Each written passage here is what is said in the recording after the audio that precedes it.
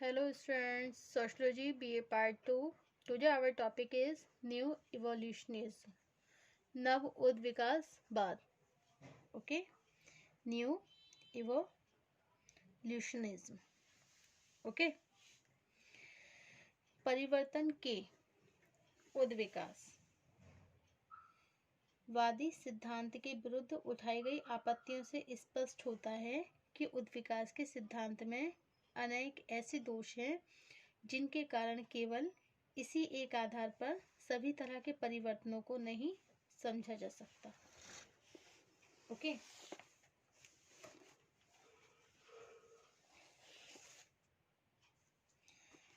इन दोषों को दूर करते हुए उद्विकास के सिद्धांत को जिस नए रूप में प्रस्तुत किया गया है उसी को हम नव उद्विकासवादी सिद्धांत कहते हैं। ओके, दूसरे शब्दों में ये कहा जा सकता है कि नव उद्विकास डार्विन के उद्विकास का ही एक संशोधित रूप है। नव उद्विकास के प्रतिपादकों में स्टीवर्ट तथा लेस्ली वाइट के नाम से विशेष रूप से महत्वपूर्ण है। नव उद्विकास की इस मान्यता को लेकर चलता है नव उद्विकास भी इस मान्यता को लेकर चलता है कि किसी भी वस्तु अथवा संस्था में होने वाले परिवर्तन कुछ आंतरिक शक्तियों के प्रभाव से उत्पन्न होते हैं तथा इन्हीं परिवर्तनों की जो प्रकृति होती है सरलता से जटिलता की ओर बढ़ने की होती है। इसके पश्चात भी नव उद्विकासवाद यह नहीं मानता कि प्रत्येक समाज तथा प्रत्येक युग में होने वाले परिवर्तन एक सीधी रेखा में होते हैं, मतलब एक सीधी रेखा के रूप में होते हैं। इसके अनुसार परिवर्तन का स्वरूप एक घुमावदार वक्र रेखा पैराबोलिक कर्व के रूप में होता है। इसका तात्पर्य है कि जब किसी विशेषता अथवा सामाजिक संस्था में परिवर्तन होना शुरू होता है तो कुछ समय तक यह परिवर्तन मौलिक विशेषताओं से भिन्न विशेषताएं प्रदर्शित करता है। यद्यपि कुछ समय के बाद परिवर्तन पुनः अपने मूल रूप की दिशा में मुड़ जाता है। मूल रूप का तात्पर्य किसी संस्था द्वारा अपनी मौलिक विशेषताओं को बिल्कुल उसी रूप में ग्रहण कर लेना नहीं होता है, बल्कि यह विशेषताएं मौलिक प्रारूप पर आधारित होते हुए भी कुछ अधिक उच्च स्तर की होती हैं तथा कुछ नए मूल्यों की सहायता से उनके औचित्य को प्रमाणित करने का प्रयत्न किया जाने लगता है। शाब्दिक रूप से पैराबोला का अर्थ घोड़े के खुर में ठोकी जाने वाली नाल से होता है। ओके, क्या होता है पैराबोला का अर्थ? घोड़े के खुर में ठोकी जाने वाली नाल से होता है जिसकी आकृति पड़े हुए अंग्रेजी वर्णाक्षर यू के समान होती है। ओके, इस प्रकार नव उद्विकासवाद इस तथ्य पर बल देता है कि प्रत्येक परिवर्तन आरंभ में विपरीत दिशा की ओर तथा कुछ समय बाद अपने मौलिक प्रारूप की ओर होता है। मौलिक प्रारूप पर पहुंच जाने के बाद यह पुनः विपरीत विशेषताएं प्रदर्शित करने लगता है। इस प्रकार घुमावदार वक्र रेखा के रूप में होते हुए भी परिवर्तन की प्रवृत्ति उतार चढ़ाव के रूप में देखने को मिलती है। ओके,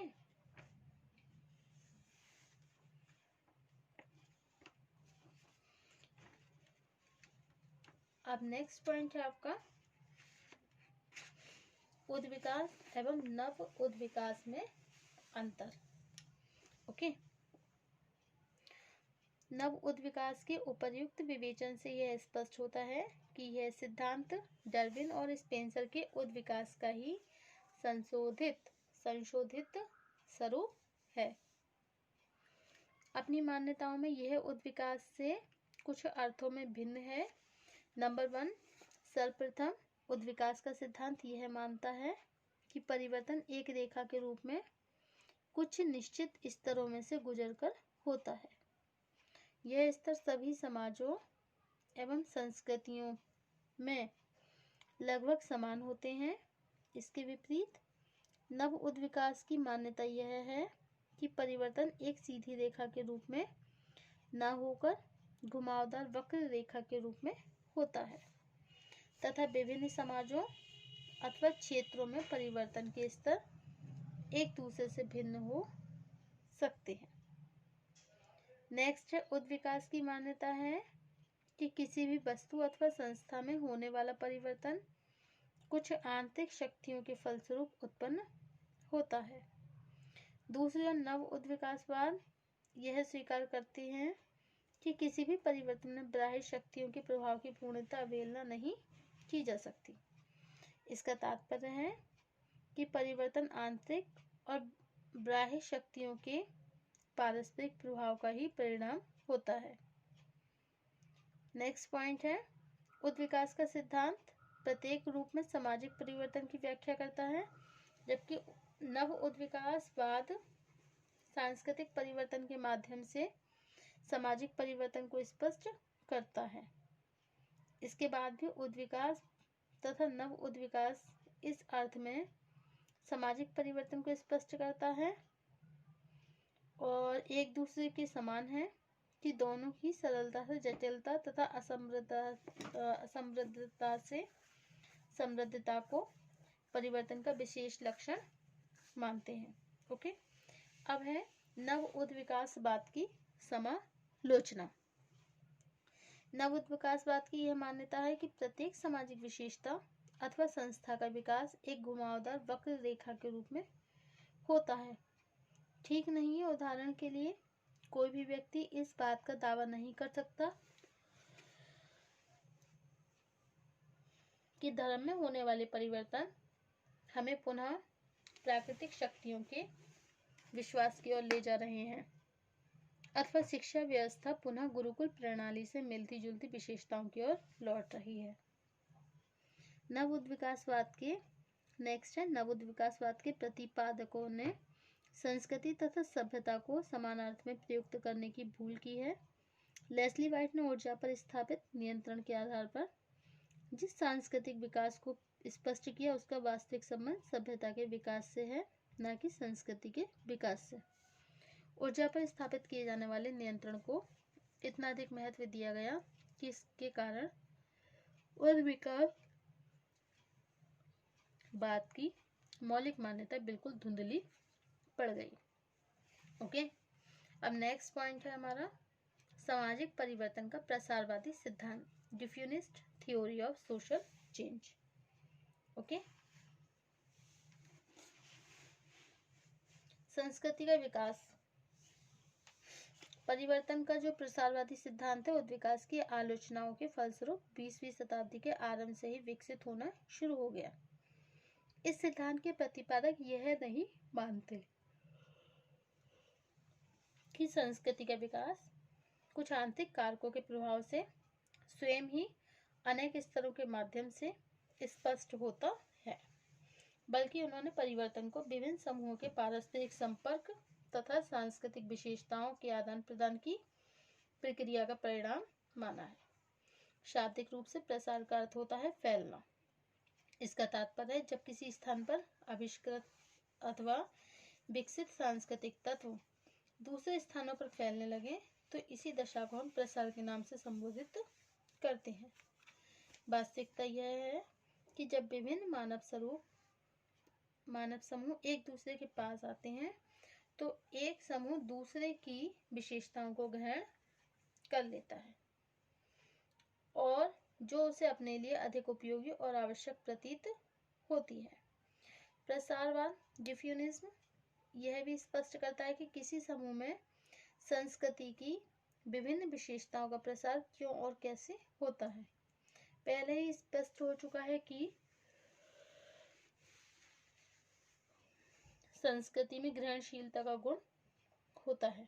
इसका तात्पर्य है कि जब कभी भी एक समूह दूसरे समूह के सांस्कृतिक तत्वों को ग्रहण करता है तो अपने आप ही संस्कृति का प्रसार होने लगता है। ओके,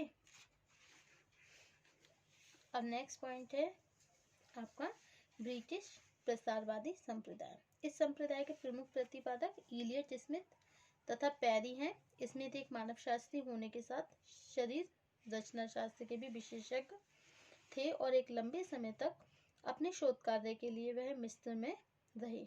ऐसा लगता है कि स्मिथ मिस्र की प्राचीन संस्कृति से अत्यधिक प्रभावित हुए और इसलिए आपने अपनी पुस्तक the ancient Egyptian the migration of the fairy culture, मैं ये सिद्ध करने का प्रयत्न किया कि संसार की सबसे आरंभिक संस्कृति का जन्म मिस्र में हुआ, वहीं से इसका दुनिया के अन्य देशों में भी प्रसार हुआ।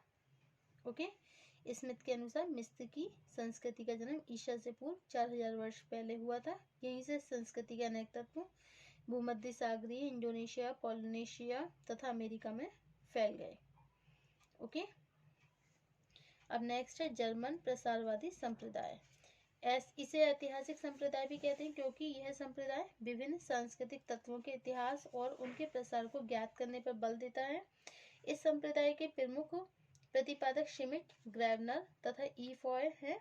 यह संप्रदाय ब्रिटिश प्रसारवादी संप्रदाय से इस अर्थ में भिन्न है कि इसके द्वारा उद्विकास तथा प्रसार दोनों का मिश्रण करते हुए संस्कृति के विकास को स्पष्ट किया गया है। ओके, सो नेक्स्ट टॉपिक आएगा हमारा अमेरिकन प्रसारवादी संप्रदाय। इस संप्रदाय के प्रमुख प्रतिपादक अमेरिकन मानवशास्त्री फ्रेंच बोआस तथा क्लार्क बिस्लर हैं। आपने जर्मन प्रसारवादी संप्रदाय के दोष को दूर करते हुए कहा कि संस्कृति का प्रसार किस प्रकार और क्यों होता है। बोआस ने उत्तरी अमेरिका में पाई जाने वाली विभिन्न संस्कृति तत्वों का अध्ययन करके निष्कर्ष दिया कि संपूर्ण विश्व में सांस्कृतिक प्रसार की एक साथ विवेचना नहीं की जा सकती। ओके, सो नेक्स्ट टॉपिक होगा हमारा मार्क्सवादी एंड प्रौद्योगिक निर्धारणवादी सिद्धांत। Okay, Marxist and technological deterministic theories. Okay, so thank you for watching my YouTube channel. Thank you so much.